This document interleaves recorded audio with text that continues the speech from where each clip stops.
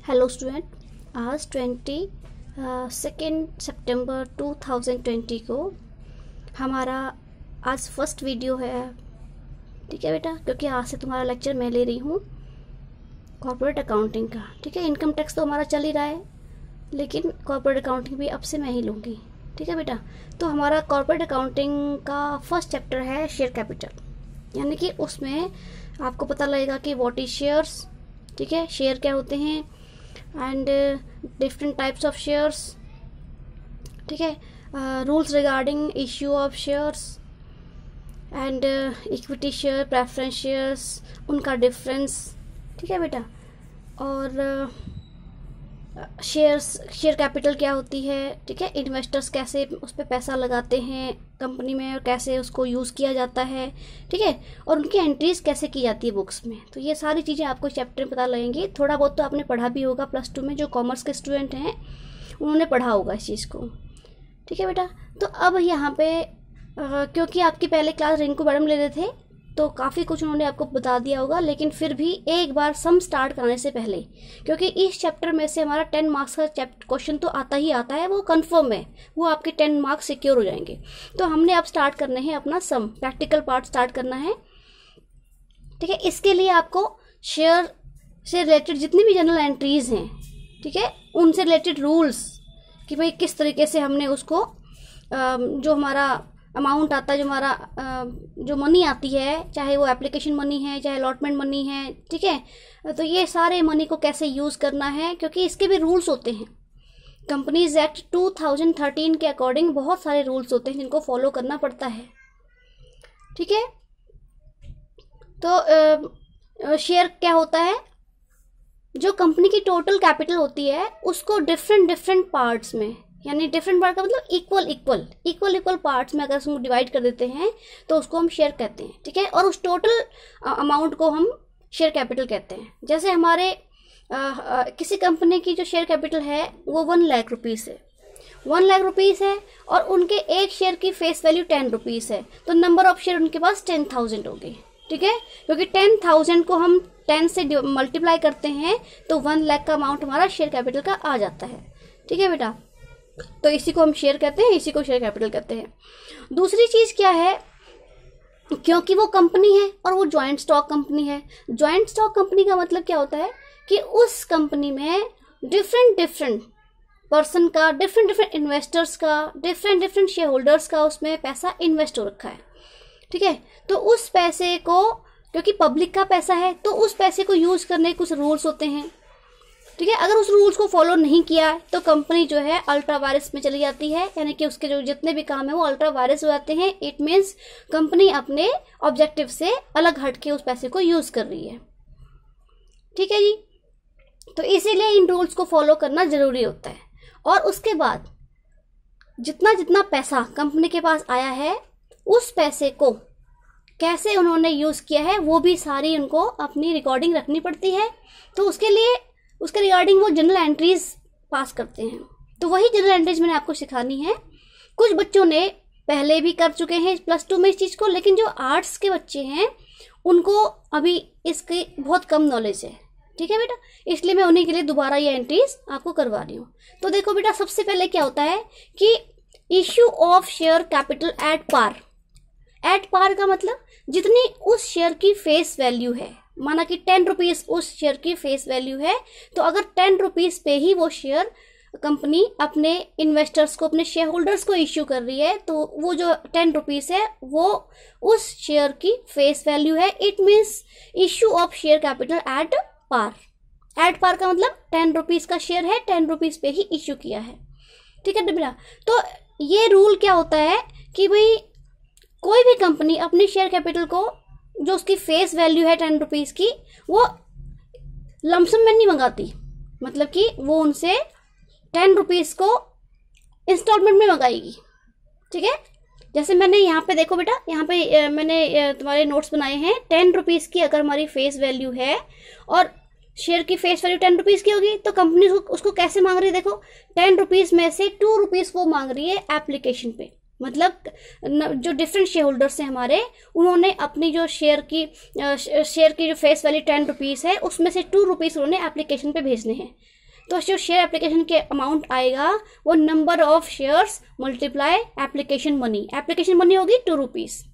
ठीक है, उसके बाद है उस 10 रुपीज़ में से 2 रुपीज़ उसने एप्लीकेशन मंगा ली आफ्टर 3 मंथ्स। 3 मंथ्स के बाद उन्हें अलॉटमेंट मंगानी है। ठीक है, यानी कि एप्लीकेशन का मतलब क्या होता है कि अभी शेयर होल्डर ने अपने शेयर्स के लिए कंपनी के पास एप्लीकेशन भेजे हैं, अप्लाई कर लिया है। और अप्लाई करने का रूल क्या होता है कि भाई एप्लीकेशन के साथ साथ ही जो एप्लीकेशन फॉर्म वो भर के भेज रहे हैं उसके साथ ही उन्होंने एप्लीकेशन मनी भेज देनी है। माना किसी शेयर होल्डर ने 1000 शेयर्स अप्लाई किए हैं तो 2 रुपीज़ के हिसाब से वो 1000 मल्टीप्लाई 2 इक्वल टू 2000 रुपीज़ वो कंपनी के पास एप्लीकेशन मनी के रूप में भेज देगा। मेरी बात सबको समझ में आ गई? ठीक है, और 3 मंथ्स के बाद अभी एप्लीकेशन के साथ ही कंपनी उनको शेयर्स अलॉट नहीं करेगी। अलॉट का मतलब उनको देना, डिस्ट्रीब्यूट करना। तो शेयर्स का डिस्ट्रीब्यूशन अभी नहीं होगा, वो आफ्टर 3 मंथ्स होगा। और आफ्टर 3 मंथ्स पे कंपनी अपने शेयर होल्डर्स को, अपने इन्वेस्टर को नोटिस भेजेगी कि भाई अलॉटमेंट का टाइम हो चुका है और आप अलॉटमेंट मनी सेंड करो और अपने अपने शेयर्स को ले लो। समझ गए? तो अलॉटमेंट मनी माना कि हमारी इस केस में जो एग्जाम्पल मैंने लिया है इसमें 10 रुपीज़ की फेस वैल्यू थी, उसमें से 2 रुपीज़ उन्होंने एप्लीकेशन पे मंगा लिए थे। अब आई 3 मंथ्स के बाद अलॉटमेंट की बारी, अलॉटमेंट पे उन्होंने 3 रुपीज़ मंगाए हैं। ठीक है, तो पहले कंपनी के पास शेयर होल्डर क्या भेजेंगे? अलॉटमेंट मनी भेजेंगे। अलॉटमेंट मनी भेजेंगे, उसके बाद उनको शेयर्स डिस्ट्रीब्यूट किए जाएंगे। ठीक है बेटा, उसके बाद आफ्टर 3 मंथ्स के बाद फर्स्ट कॉल की डिमांड की जाएगी। यानी कि अभी तक 3 मंथ्स तक कंपनी के पास ओनली 2 रुपीज़ एप्लीकेशन का आया है, 3 रुपीज़ अलॉटमेंट का आया है, मतलब टोटल 5 रुपीज़ ही अभी तक इन कंपनी के पास रिसीव हुआ है। उसके बाद अगले 3 महीने के बाद कंपनी क्या करेगी? फर्स्ट कॉल की डिमांड करेगी और फर्स्ट कॉल हमारी 2 रुपीज़ की है। ठीक है, फर्स्ट कॉल 2 रुपीज़ की है, तो जब ये डेट आएगी इस डेट को कंपनी जो है अपनी शेयर कैपिटल में से उसका जो 2 रुपीज़ है फर्स्ट कॉल की डिमांड करेगी। और कंपनी जो भी जितने भी शेयर होल्डर हैं उसके बाद वो इस 2 रुपीज़ के हिसाब से अपना अपना पैसा कंपनी के पास भेज देंगे। ठीक है, उसके जस्ट 3 मंथ्स के बाद सेकेंड कॉल या फाइनल कॉल जो भी है इसकी डिमांड की जाएगी। इस मतलब कि 3 रुपीज़ भी कंपनी ने सेकेंड एंड फाइनल कॉल पे डिमांड किया है और यहाँ पे जो शेयर होल्डर हैं वो कंपनी को पे कर देंगे। तो समझ गए कि एक कंपनी अपनी 10 रुपीज़ की फेस वैल्यू में से इंस्टॉलमेंट में उसको पैसा मंगाती है। ठीक है, तो ये तो था issue of share capital at par. अब है issue of share at premium. ठीक है, प्रीमियम का मतलब क्या होता है कि जैसे जितनी उस शेयर की फेस वैल्यू है उससे ज़्यादा अमाउंट पे कंपनी जो है अपने शेयर को इश्यू कर रही है। मेरी बात समझ गए? माना कि 10 रुपीज़ की हमारी शेयर की फेस वैल्यू है और 2 रुपीज़ उसमें प्रीमियम ऐड कर दिया जाए तो हमारे एक शेयर की वैल्यू हो जाएगी 12 रुपीज़। ठीक है, तो देखो इस 12 रुपीज़ को कंपनी कैसे मंगाएगी? 2 रुपीज़ एप्लीकेशन पे, अलॉटमेंट पे 3 रुपीज़ तो है ही है, प्लस 2 रुपये का प्रीमियम जो है वो अलॉटमेंट के साथ ही मंगाएगी। मतलब टोटल अलॉटमेंट मनी होगी 5 रुपीज़।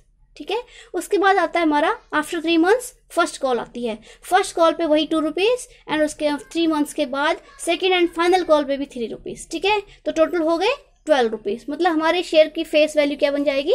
12 रुपीज़। समझ गए? फिर है issue of shares at discount. अब है डिस्काउंट पे कैसे इश्यू करना है।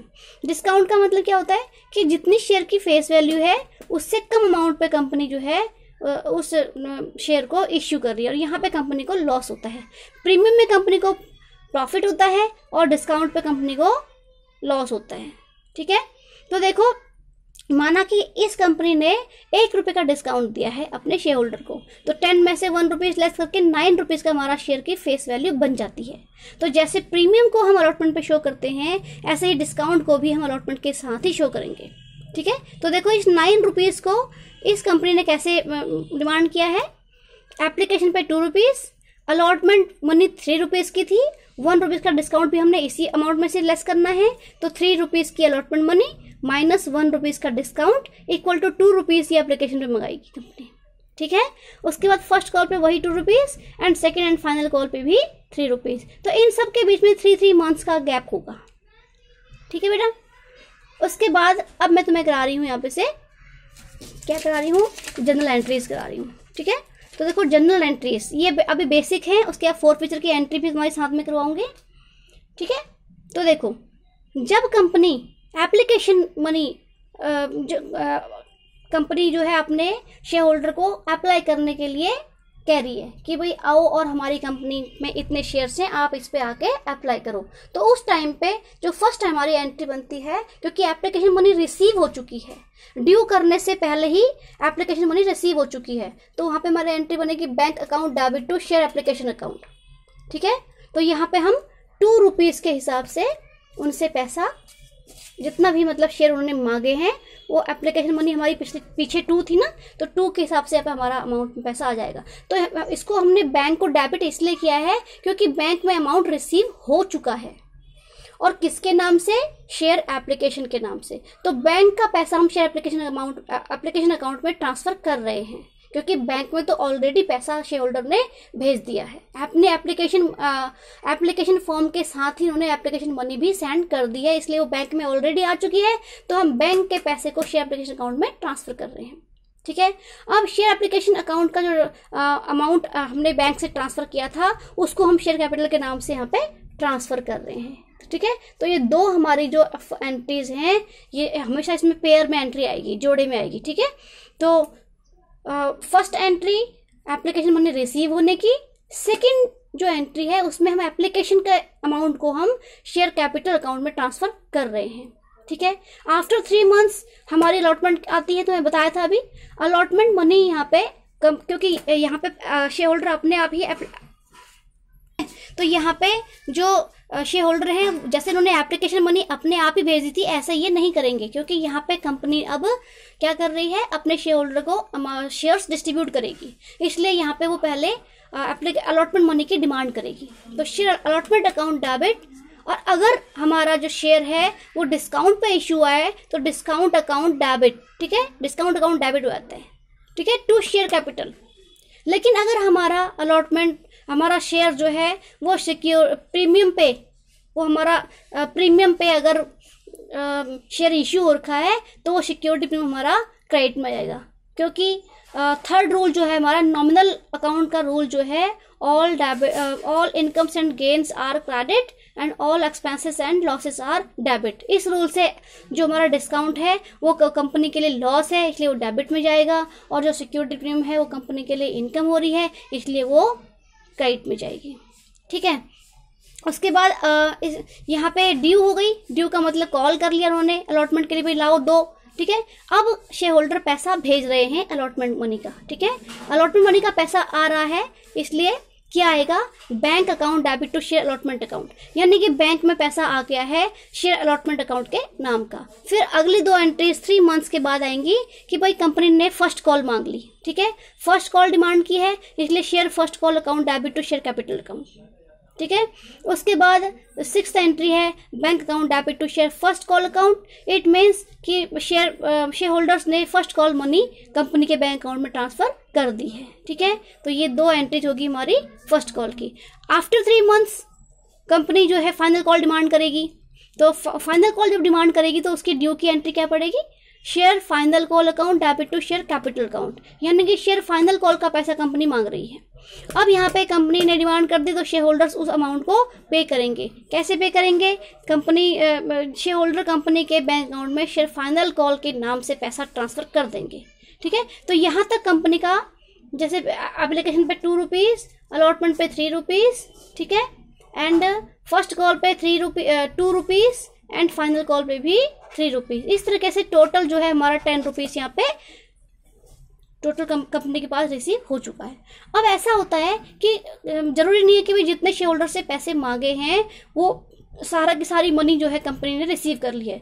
कुछ कुछ शेयर होल्डर ऐसे होते हैं जिन्होंने कोई अमाउंट नहीं दिया होता, जैसे फाइनल कॉल का पैसा नहीं दिया, या फर्स्ट एंड फाइनल कॉल का इकट्ठे नहीं दिया, या अलॉटमेंट के बाद पैसा दिया ही नहीं है, ठीक है। तो इस केस में कंपनी के पास ये पूरा राइट होता है कि वो शेयर होल्डर को एक नोटिस सेंड करे और उस नोटिस में ये लिखे कि पहले आप अपना पैसा, अपना जितना भी आपकी एरियर पैसा बचता है उसको आप सेंड करो। उसके बाद भी अगर वो सेंड नहीं करता है तो कंपनी उस पर्सन के, उस शेयर होल्डर के इसको एप्लीकेशन मनी जो भी उसने भेजी है वो जो है फॉरफिट कर लेगी, और साथ साथ में जो शेयर्स उसको दिए हैं वो भी उससे वापस ले लेगी, ठीक है।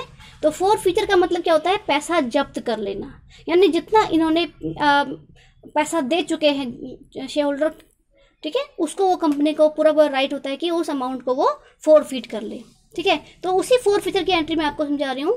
तो देखो शेयर, क्योंकि जितना कंपनी ने अमाउंट कॉल्ड अप किया है, क्या पता कंपनी ने पूरा 10 का 10 रुपीज़ कॉल्ड अप नहीं किया है, क्या पता उसने सिर्फ ये 2 रुपीज़ एप्लीकेशन के डिमांड किए हैं, 3 अलॉटमेंट के किए हैं, 2 फर्स्ट कॉल के किए हैं, और फाइनल कॉल तो मांगी ही नहीं है। तो यहाँ पे हमारी कॉल्ड अप मनी उसके हिसाब से आएगी जितना कंपनी ने कॉल्ड किया है। अगर कंपनी ने पूरा का 10 डिमांड किया है, कॉल किया है, तो शेयर कैपिटल अकाउंट डेबिट में यहाँ पे जो है 7 रुपीज़ या 10 रुपीज़ जो भी केस बनता है, ठीक है, उसके हिसाब से कंपनी यहाँ पे अमाउंट शो करेगी। और अगर किसी शेयर होल्डर ने अलॉटमेंट का पैसा नहीं दिया है तो जाहिर सी बात है कि उसने सिक्योरिटी लोन का पैसा भी नहीं दिया होगा।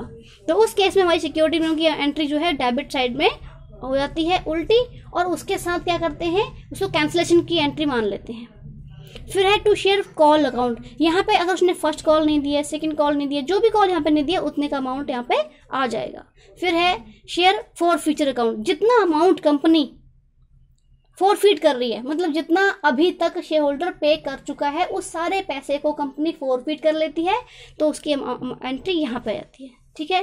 अब उसके साथ ही कंपनी ने उस शेयर होल्डर से जो पैसे जो शेयर्स वापस ले लिए हैं उनको कंपनी ने आगे रीइश्यू करना है, क्योंकि इसका पूरा राइट होता है कंपनी को कि जितने शेयर्स उन्होंने फॉरफिट किए हैं उनको जो है दोबारा से रीइश्यू कर दे। तो उसकी एंट्री आएगी हमारी बैंक अकाउंट डेबिट। यानी बैंक अकाउंट डेबिट क्यों होगा? क्योंकि उन दूसरे शेयर होल्डर को कंपनी ने जो है शेयर्स दे दिए हैं, जो फॉरफिटेड शेयर्स थे उन्हीं शेयर्स को इन्होंने दूसरे शेयर होल्डर को दे दिए हैं। तो जितने अमाउंट पे यहाँ पे पैसा आया है उसका, ठीक है, चाहे डिस्काउंट पे है, चाहे प्रीमियम पे है, चाहे एट पार वैल्यू है, वो बैंक अकाउंट के आगे आ जाएगी, ठीक है। उसके बाद अगर कंपनी ने 10 रुपीज़ का शेयर था वो डिस्काउंट पे इशू किया है, 9 रुपीज़ का, 8 रुपये का, तो जितना हमने डिस्काउंट दिया है, यानी कि जितना कंपनी को लॉस हुआ है वो शेयर फॉरफीचर अकाउंट में आ जाएगा, और उन दोनों अमाउंट को हम टू शेयर कैपिटल अकाउंट में ट्रांसफ़र कर देंगे, ठीक है। अब हमारी लास्ट एंट्री आती है share forfeiture account debit to capital reserve. इस एंट्री को हम क्यों पास करते हैं? क्योंकि जो शेयर फॉरफीचर का हमारा अमाउंट है कंपनी के पास वो शेयर कैपिटल पे हुआ है, इसको प्रॉफिट, समझ रहे हो। तो उस प्रॉफिट को इन्होंने क्या करना होता है, ये कैपिटल नेचर का होता है, इसलिए इसको कैपिटल रिजर्व अकाउंट में ट्रांसफर करते हैं। इसीलिए यहाँ पे ये एंट्री पास होती है share forfeiture account debit to capital reserve account, ठीक है बेटा। तो ये आप एक बेसिक एंट्रीज थी, इन्हीं के बेस पर आपको जो है वो कराई जाएंगी, सम कराए जाएंगे। तो आप ऐसे करो, अपनी इलस्ट्रेशन करनी स्टार्ट कर दो, और जो सम नहीं आ रहा है वो उसकी पिक खींच के मेरे को भेज दो, मैं उसको सॉल्व करके ग्रुप में पास कर दूंगी, ठीक है बेटा। और कल मैंने आपको समझानी है एनालिसिस टेबल, ठीक है, प्रोराटा की, कि प्रोराटा क्या होता है, उसकी एनालिसिस टेबल कैसे बनती है, ये सारी चीज़ें मैंने आपको समझानी है, ठीक है। तो जितने भी बच्चे हैं, जानवी है और परमिंदर है, ठीक है, और भी बच्चे, अमन हो गई, तो बाकी बच्चों का नाम मेरे को याद नहीं आ रहा है, तो जितने भी बच्चे हैं उन सबसे ये रिक्वेस्ट है कि भाई आप अपने इलस्ट्रेशन स्टार्ट करो, जहाँ से नहीं आएगा, जो सम अटक जाता है उसको पिक खींच दो, ग्रुप में सेंड कर दो, और मैं उसकी जो है उसको सॉल्व करके आपके पास भेज दूंगी, ठीक है जी। तो बाकी मैं आपको कल कराऊंगी बेटा, ठीक है। आज आप अपनी एक नोटबुक तैयार करो। नोटबुक क्या है कि भाई एक तो आपकी टैक्स की नोटबुक तो बनेगी ही बनेगी, साथ में आपकी एक किसकी बनेगी, कॉर्पोरेट अकाउंटिंग की बनेगी। अभी फर्स्ट चैप्टर है, ये चैप्टर हमारा बहुत इंपॉर्टेंट है। इसके बाद मैंने आपको बैलेंस शीट भी समझानी है, ठीक है, बैलेंस शीट समझाऊंगी इसके बाद में आपको, ठीक है। ठीक है बेटा। और नोट्स सबने तैयार करने बहुत ज़रूरी हैं। बिना नोट्स देखे मैं, बिना नोट्स चेक किए मैं उसकी असेसमेंट नहीं लगाऊंगी।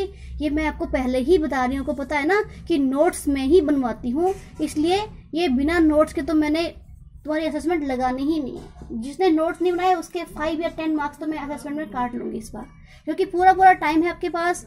जो भी क्वेश्चन नहीं आ रहा है उसको सेंड करो मुझे, ठीक है। मेरी बात समझ रहे हो सारे बच्चे? और मेरे को रिप्लाई करो।